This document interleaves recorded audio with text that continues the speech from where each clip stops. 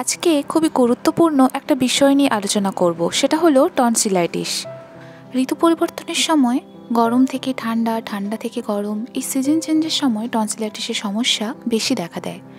Tonsillitis কেন হয়, কোন বয়সে হয় এবং এর বেশ কয়েকটি হোমিওপ্যাথি ঔষধ সম্পর্কে জানব, যে ঔষধগুলো টনসিলাইটিসের সমস্যায় ভীষণই ভালো কাজ করে।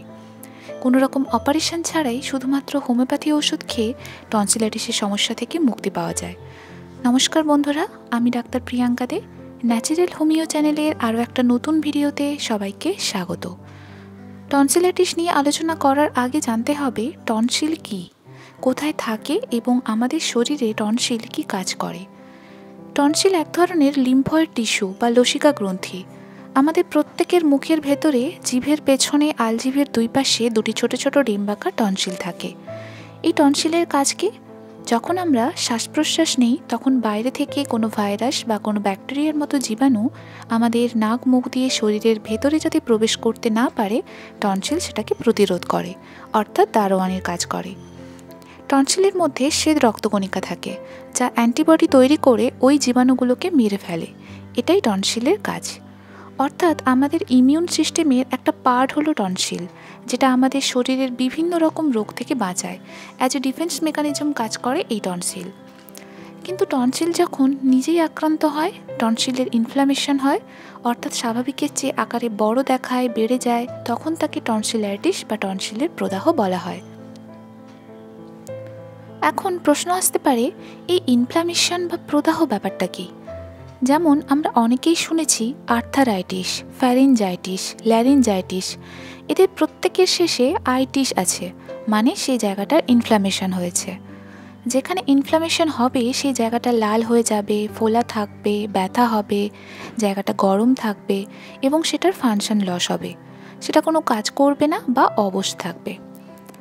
আর্থারাইটিস মানে বাতের ব্যথা, সেখানে জয়েন্টের ইনফ্ল্যামেশন হবে, হাতের জয়েন্ট, হাঁটুর জয়েন্টের ইনফ্ল্যামেশন হবে। সেরকমই ফ্যারিঞ্জাইটিস মানে ফ্যারিংসের ইনফ্ল্যামেশন। আমাদের খাদ্যনালী ও শ্বাসনালীর মিলনস্থল হলো ফ্যারিংস। আর ল্যারিঞ্জাইটিস মানে ল্যারিংসের ইনফ্ল্যামেশন, অর্থাৎ স্বরযন্ত্রের প্রদাহ। ঠিক তেমনই টনসিলাইটিস মানে টনসিলের প্রদাহ। কি করে বুঝবেন যে আপনার টনসিলাইটিস হয়েছে? গলায় অস্বাভাবিক ব্যথা হবে, ইনফেকশন হলে টনসিল আকারে বেড়ে যাবে, খাবার খেতে ঢোক গিলতে অসুবিধে হবে, জ্বর থাকতে পারে, গলার দুপাশে লিম্ফনোডগুলো বেড়ে যাবে, এমনকি কথা বলতে অসুবিধে হতে পারে, রাত্রে নাক বন্ধ হয়ে যাবে। টনসিলাইটিস কোন বয়সে হয়? টনসিলাইটিস খুবই সাধারণ একটা সমস্যা, যে কোনো বয়সে হতে পারে। তবে 2 বছর বয়স থেকে শুরু করে 15, 16 কিংবা 17 বছর বয়স পর্যন্ত বেশি হতে দেখা যায়। 17 বছর বয়সের পরেও টনসিলাইটিস হতে পারে। টনসিলাইটিস কেন হয়? ভাইরাল ইনফেকশন বা ভাইরাসজনিত কারণে হতে পারে, আর ব্যাকটেরিয়াল ইনফেকশন বা ব্যাকটেরিয়াজনিত কারণে, যেমন স্ট্রেপ্টোকক্কাল ব্যাকটেরিয়া দ্বারা ইনফেকশন হতে পারে। টনসিলাইটিস 2 ধরনের হয়, একটা অ্যাকিউট টনসিলাইটিস আর একটা ক্রনিক টনসিলাইটিস। ভাইরাসজনিত কারণে ইনফেকশন হলে, অর্থাৎ সাধারণ ঠান্ডা লাগার কারণে ইনফেকশন হলে, সেটা 3 থেকে 4 দিনের মধ্যেই সেরে যাবে। আর ব্যাকটেরিয়াজনিত কারণে ইনফেকশন হলে, অর্থাৎ ক্রনিক টনসিলাইটিস, যাদের বারবার হয়, বছরে 5-6 বার করে হয়, টনসিলে পুঁজ হয়, টনসিল সেপটিক হয়ে যায়, তারা অবশ্যই চিকিৎসকের পরামর্শ নেবেন। টনসিলাইটিস হলে কয়েকটা জিনিস মাথায় রাখতে হবে। নাম্বার 1, মিষ্টি জাতীয় খাবার অ্যাভয়েড করতে হবে। নাম্বার 2, ফ্রিজের ঠান্ডা জিনিস খাওয়া যাবে না। কোল্ড ড্রিঙ্কস, আইসক্রিম, ফ্রিজের ঠান্ডা জল থেকে দূরে থাকতে হবে। এছাড়া উষ্ণ গরম জলে নুন দিয়ে সারাদিনে 2 থেকে 3 বার গার্গেল করতে হবে। এবার আসছি হোমিওপ্যাথিক ঔষধে। টনসিলাইটিসের সমস্যায় যে ওষুধটা সবথেকে ভালো কাজ করে সেটা হলো বেলেডোনা। টনসিল ফুলে যাবে, যন্ত্রণা হবে, টকটকে লাল দেখাবে, এর সাথে মাথা ব্যথা, জ্বর থাকতে পারে, গলায় অস্বাভাবিক ব্যথা থাকবে, ঢোক গিলতে অসুবিধে হবে, তাহলে বেলেডোনা ভীষণ ভালো কাজ করবে। বেলেডোনা 30 পোটেন্সি 2 ফোঁটা করে জলে দিয়ে সারাদিনে 2 থেকে 3 বার করে খেতে হবে। নেক্সট ওষুধ ক্যালকেরিয়া কার্ব। এদের সহজেই ঠান্ডা লাগার প্রবণতা থাকবে, তার সাথে সর্দি কাশি হবে। ক্যালকেরিয়া কার্বের রোগী দেখতে বেশ হেলদি, মোটাসোটা, নাদুস নুদুস চেহারার হবে। এদের শরীরের তুলনায় মাথায় ঘাম বেশি হবে, ডিম খেতে খুব পছন্দ করবে, ঠান্ডা জাতীয় খাবার, কোল্ড ড্রিঙ্কস, আইসক্রিম খেতে পছন্দ করবে। এই রকম লক্ষণ দেখে ক্যালকেরিয়া কার্ভ দিলে বেড়ে যাওয়া টনসিল আকারে কমে যাবে এবং রোগী অনেক ভালো থাকবে। ক্যালকেরিয়া কার্ভ 200 পোটেনসি হাফ কাপ জলে 2 ফোঁটা দিয়ে সারাদিনে 2 বার করে খেতে হবে, সপ্তাহে 2 দিন। নেক্সট ঔষধ ব্যারাইটা কার্ভ। টনসিলাইটিসের জন্য ভীষণই ভালো একটা ওষুধ হলো ব্যারাইটা কার্ভ। এদের অল্পেতেই ঠান্ডা লেগে যাবে, টনসিল ফুলে যাবে, ব্যথা হবে, সর্দি কাশি হবে, ঢোক গিলতে অসুবিধে হবে এবং ব্যারাইটা কার্ভ রোগীদের স্মরণ শক্তি কম, বোকা, বুদ্ধিহীন, বয়সের অনুপাতে বাড়ে না, বেঁটে বামনের মতো দেখায়, এদের পেটটা মোটা, হাত পা সরু, এইরকম চরিত্রগত লক্ষণ থাকলে ব্যারাইটা কার্ভ দিতে হবে।